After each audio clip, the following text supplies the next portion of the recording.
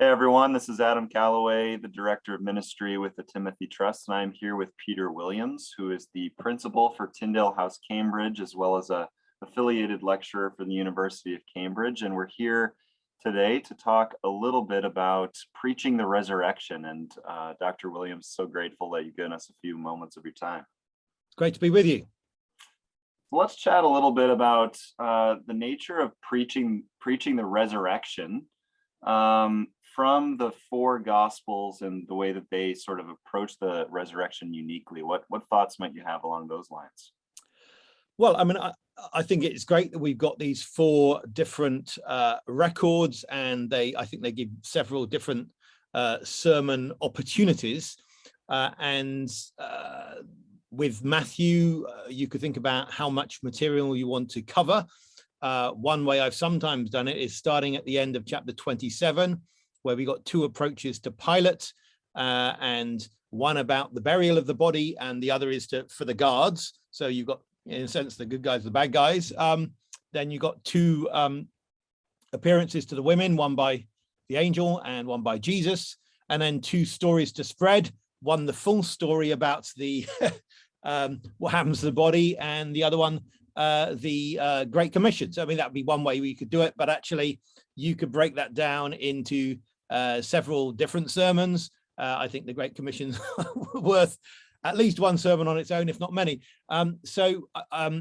It's got its own unique structure. I can move on to Mark, if you like. Obviously, Mark's a challenge. It's the most challenging one. And you have the textual issue, which you simply can't avoid, of whether chapter 16, verses 9 to 20 are part of the original text. Now, my view is the most defensible position is not to take them as part of the original text, but also you don't want to fall out with other pastors who do. One of the key issues here is that some people, like Irenaeus, who was a disciple of Polycarp, disciple of John, were treating that as part of Mark from the late 2nd century. So it's got a really venerable history. But if we just, for now, take the short ending at 16 verse 8, one of the key things there is it ends on silence. So they've been told to go out and tell, and they say nothing to anyone because they're afraid. And that does link up with a big theme going through Mark's gospel about how people don't say things, and often Jesus commands them not to. I mean, the funny thing is what happens in Mark's gospel is Jesus keeps commanding people not to say anything, and they say things. And then the time when at the end they are actually told to go and say something, they're not. And that's quite a rebuke. And I think therefore gives you a lovely twist to say, we need to rely on God and get on talking about the resurrection. That is a really big thing. There's a lovely bit, of course, there in verse 7, chapter 16, verse 7, when it's go and tell his disciples and Peter, because, of course, the last scene in which Peter appeared, he was denying Jesus. Now, you can go full in on John 21 if you get to John 21 on the restoration, but I think that there's still a lovely hint there in Mark. Going to Luke, the Emmaus Road scene is a thing that stands out, but we do have things in Luke to get to before that. So I think the whole question of Christ throughout the Old Testament, the way they don't see him, and his appearance, his bodily validation to the folk in the upper room, that's all a really good focus. But just it is also worth thinking about this tomb appearance we have. Luke implies the largest number of women. So what we've got there is we have the fact that it explains in Luke 24 verse 10, that was Mary Magdalene, Joanna, Mary, the one, or I presume the mother of James, and the others with them. And the others really does imply at least another three. I would take it to be more.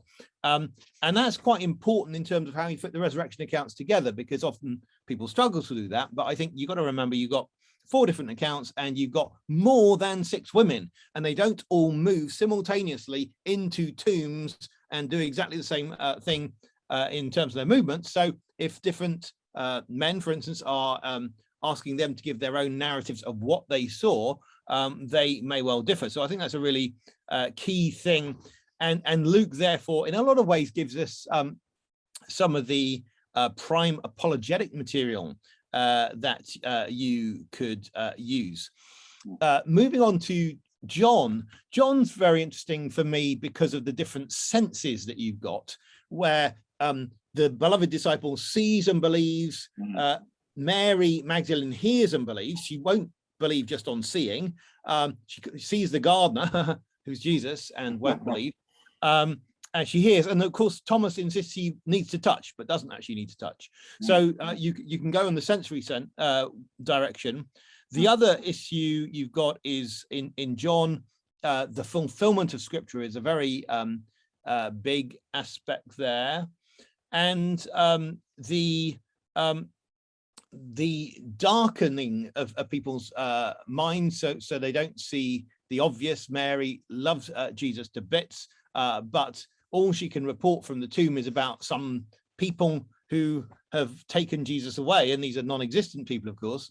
And she doesn't report what she actually sees, namely that the stone is rolled away. That doesn't get in her report at all.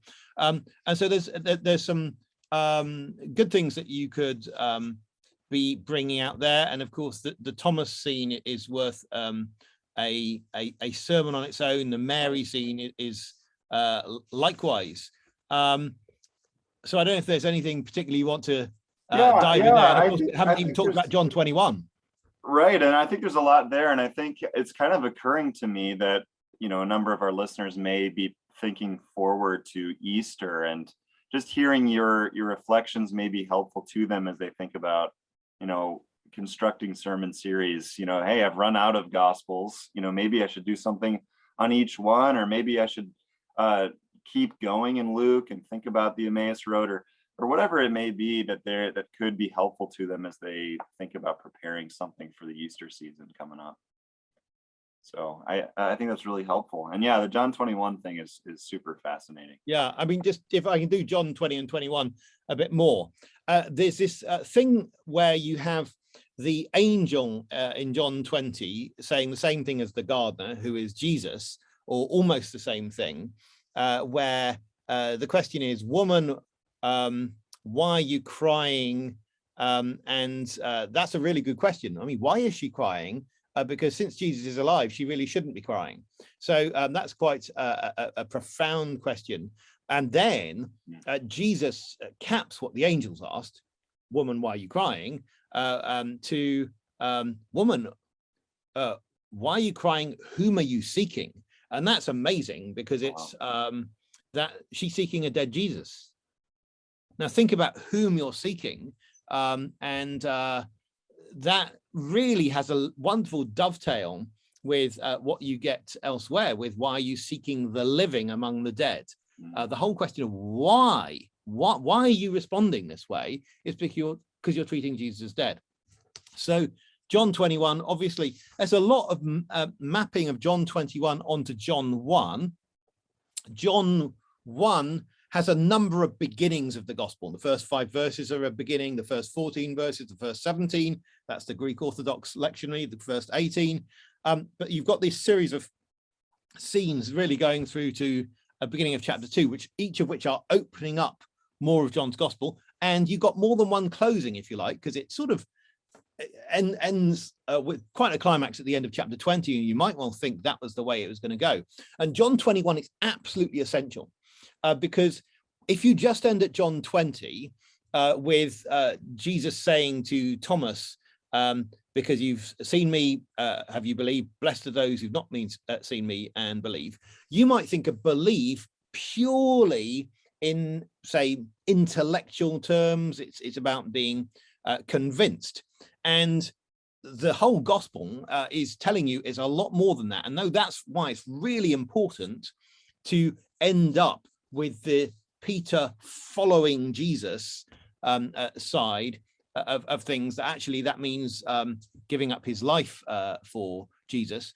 And of course, just as the Gospels begun with this scene of 2 disciples following Jesus, So it ends with a picture of two disciples following Jesus, but there's sort of Peter turning around and saying, well, what about him? And he's not keeping his eye on Jesus. And so it really is a brilliant challenge to stay following Jesus to the end.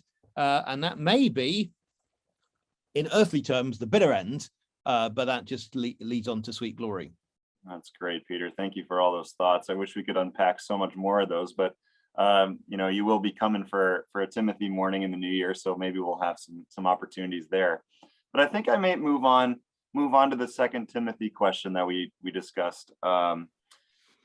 Is preaching, so Paul kind of tells Timothy to preach the gospel all the time, or at least I've heard it translated that way, do the work of an evangelist.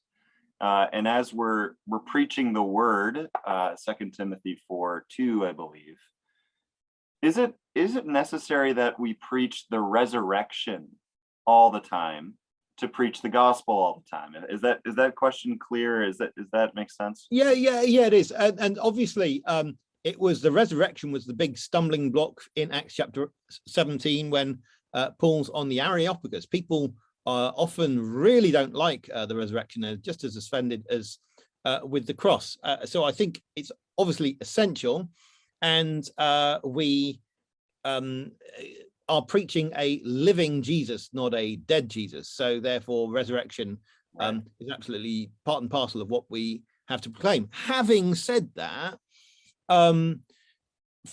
sometimes when people are talking about the resurrection, they're really talking about the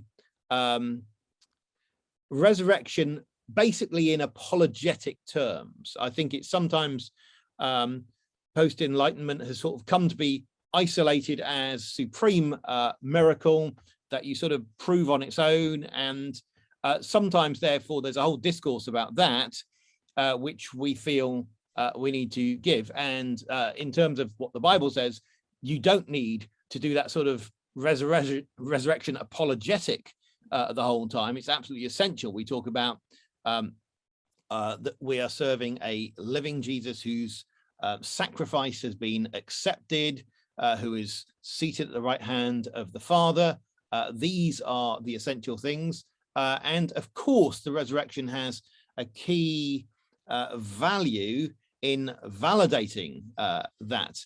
It has an epistemic value, but I think sometimes people isolate it a little bit. And so what happens is a resurrection given the background of an atheist universe is sort of infinitely implausible. They just simply don't happen. We don't accept that background being correct. But if you're talking to someone who does, and you're trying to fit the resurrection onto their worldview, it really won't fit. And you need to invite them to come and look at the whole of the Christian truth together and how the resurrection fits within that, rather than trying to bolt the resurrection onto their views, if that makes sense. Mm-hmm, mm-hmm. Yeah, and I wonder if you have thoughts as well on, let's say you're doing something for Christmas, and of course you want to major on the incarnation, or if you're doing something for Good Friday and you want to major in the crucifixion or in passages that do these things. How much are we sort of bound as preachers of the gospel to include every element of the gospel in our sermons? And I think the answer is you're not. And we have some precedents on this when in the biblical books. Not every biblical book contains every major biblical truth so explicitly. And 2nd and 3rd John are very inspired. They're very from God. And they do tell you Jesus is alive, but they don't tell you about the resurrection. I think